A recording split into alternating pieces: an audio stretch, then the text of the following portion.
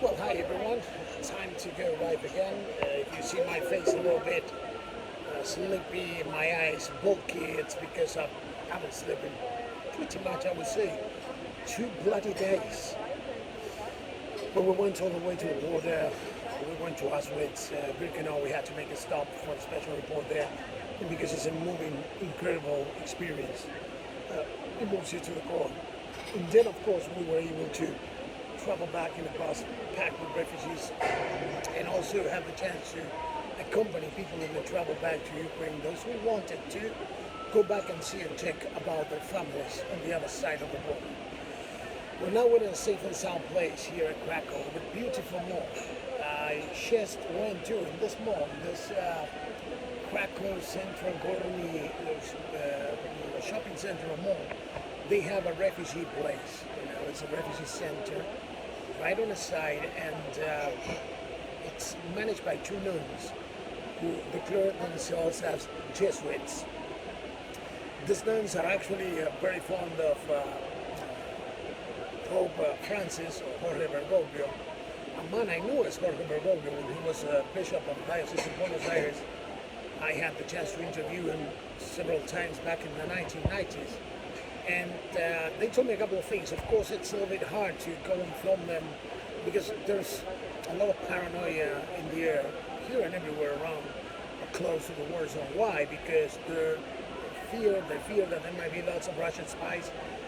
We were actually confounded with, or mistaken by some people. They asked us if we were Russian, if we were English, if we were military men, many things. But the most perhaps shocking thing is that people thought that we were Russians, and here Russians means two things. Either you're a dissident, you fled Putin's Russia, or you might be an undercover agent, and that's absolutely not good for lots of people because there might be reports all over about activities to help Ukraine and Ukrainian government right now, the Ukrainian people more than anything, because that's what it's all about. I mean, put aside political situations, put aside any kind of particular thoughts when it comes down to ideologies or positions. When you see the refugees and when you interact with them, when you talk to them, what you see is the disgraceful situation borne by a war. At this point, you cannot but think how absurd it is to start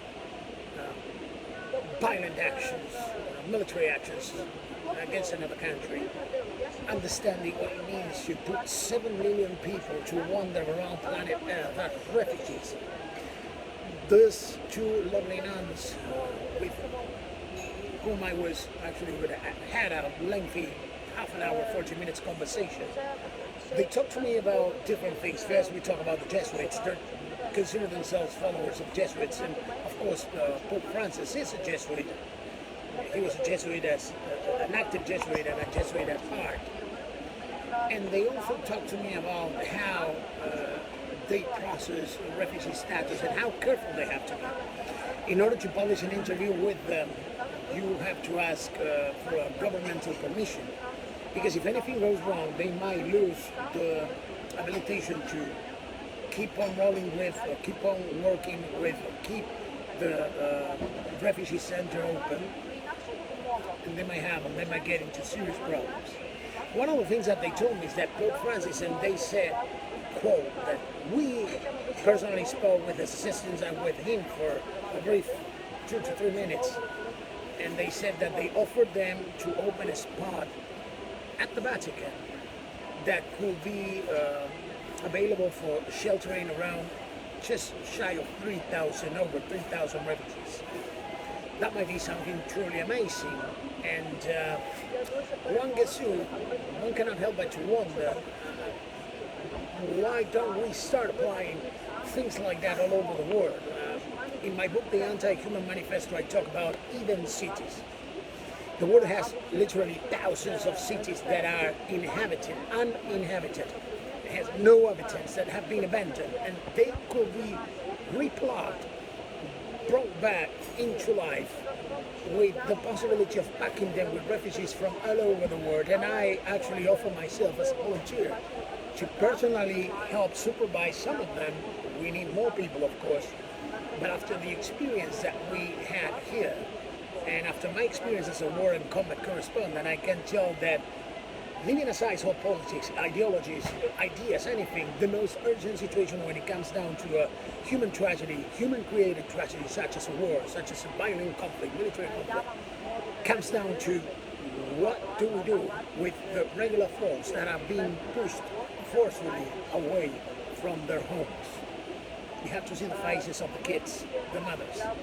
Those men who, many of them actually were wounded.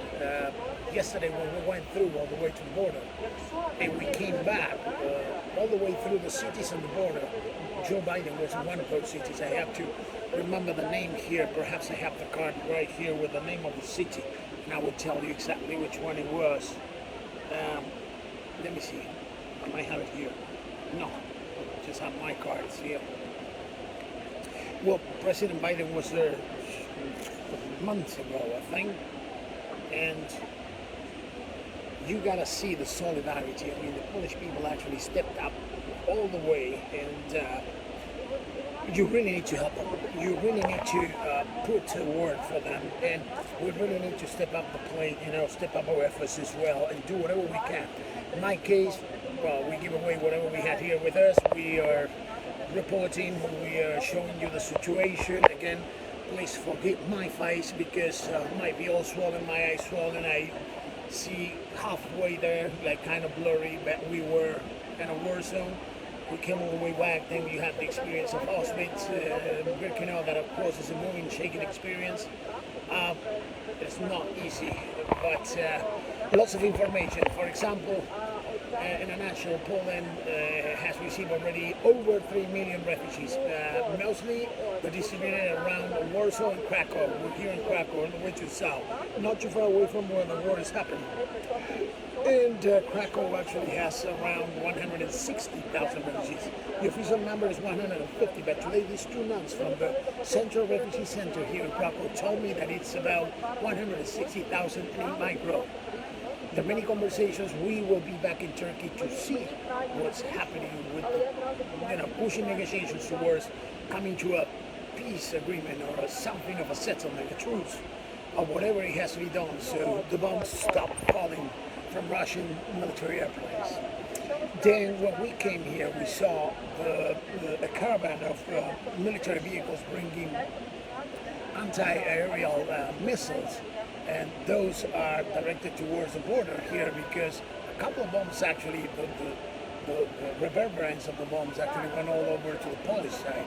And also it is seen, and reports are indicating that, intelligence reports are indicating that the Russian forces, although that wasn't an objective, might move all the way to Lviv. Lviv is border. The city of Lviv is where most journalists now are based on, because it was the place that saw less action in the world. We went there. But it is said that the orders from Putin and Secretary Lavrov, the Secretary of State, are to advance over, especially what the Russians are doing the most, which is the aerial campaign, the carpet bombing campaign that they did in other places such as Mariupol that destroyed the city. Now the question here is how they move forward after this. What is going to happen? Because when we come down to the negotiating table, what's going to happen with Putin and Russia? What are they going to be standing? Let's say the war stops tomorrow.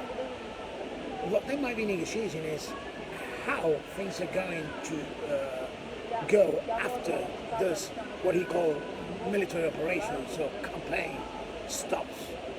Early in the morning I had a breakfast. We had breakfast in a wonderful place also, and the owners of the place are recreated.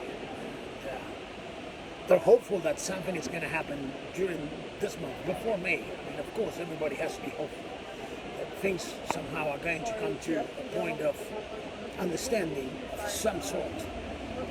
But one of the waitresses, she has a husband and a 2-year-old kid, and she literally was crying out of her eyes, tears coming down. because her husband is in the Polish army and he's in this city in high alert. They're not at ease. You have to remember that Poland is a country that suffered a lot all the way since the beginning of before the beginning of the 20th century, all through the 19th century, 20th century, especially the 20th century. Just remember what happened in World War II. They were occupied by the Nazis and then eventually partitioned, and the country was taken over by, the Soviet Union, and a communist government was established here for a long time until the Lech Walesa Solidarity movement. Mr. Lech Walesa led that movement, a leader for the Polish people, for liberation and for democracy, and who was projected after is that Poland finally got what they wanted.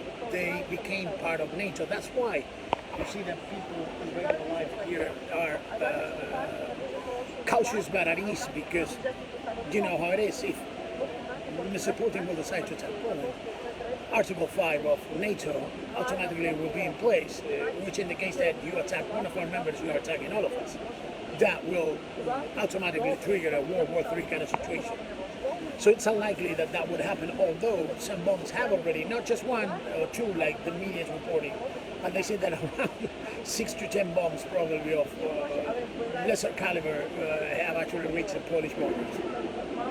Well, that is most an act of provocation and mistake by mistake, then a mistake by provocation. The question now is, what's next? And if as humans we can really get to learn, at least for good, once and for all, one stupid bloody lesson. Why do we keep on doing this? Why don't we really think of people? Why don't we deactivate the bureaucracy that stops us from being able to help? And we push the real help that we need to actually put together once and for all. It might be the case, it might happen, I'm sorry, forgive me, I'm really tired, but I did all my reports for agencies and everything. In this case, just for the live feed. Thank you guys very much. Keep in touch, I'll be posting more reports. This is Marcelo Palermo, see you all soon. God bless and stay safe.